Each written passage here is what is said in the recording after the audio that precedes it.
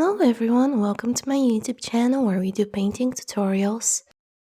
Today I have a Northern Lights landscape and I've started by weighing the background of my paper first with just some clean water, and then I applied phthalo green in these weird, almost like S shapes, wave shapes, going pretty much in all directions.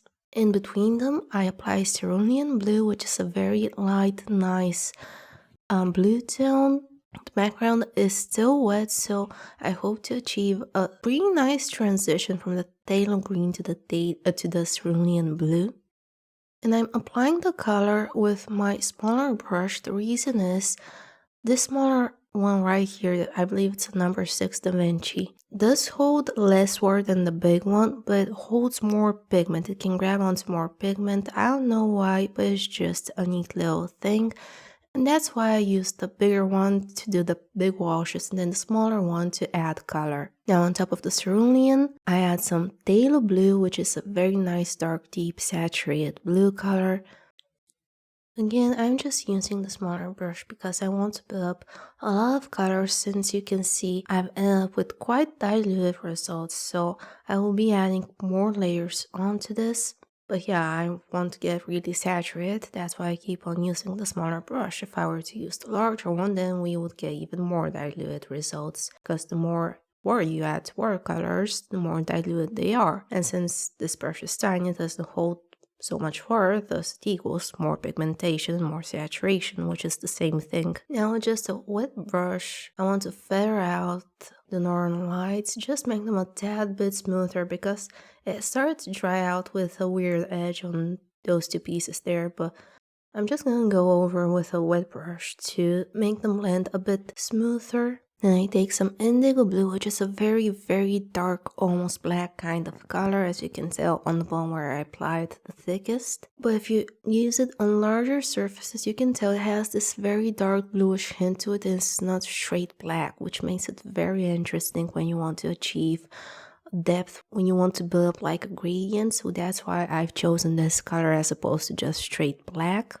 And I'm going to apply it on top of the phthalo blue. So we have the phthalo green, which is the Northern Lights, which smoothly transitions into the cerulean. Then we can see a bit of the phthalo blue, and then we have the indigo, which is going to be the darkness of the night sky.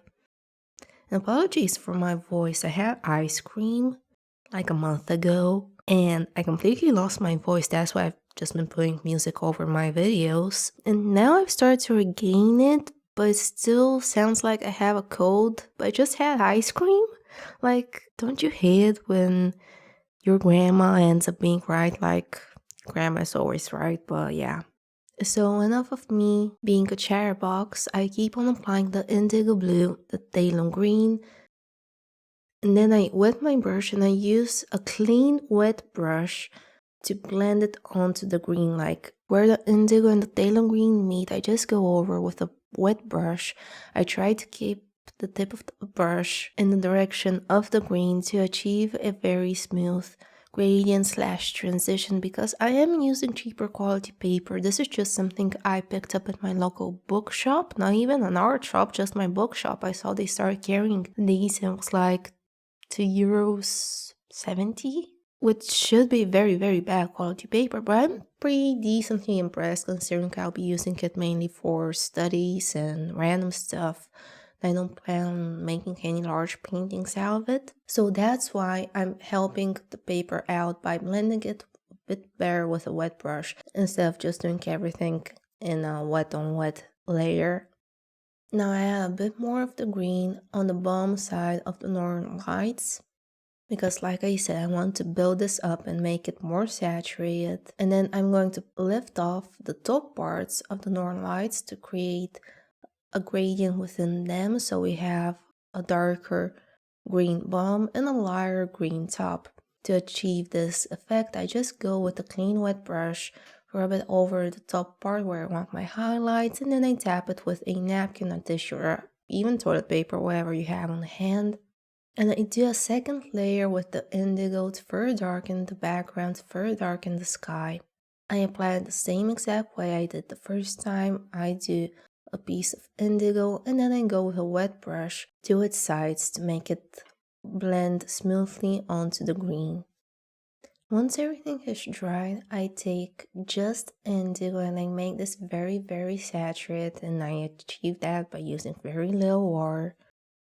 So it looks basically black. I sketch a little mountain on the bottom of my painting. Then I'm just going to thoroughly color it in with more indigo. And lastly, I take some whitewash, dilute it with water, and splatter it over the background to achieve some stars in our night sky. I'm using a stiffer brush for this. I'm actually using the brush end of my eraser pencil, but feel free to use an old toothbrush or whatever you have on hand. I just don't like using a watercolor brush for this because they're very soft and they tend to make large blobs instead of splatters.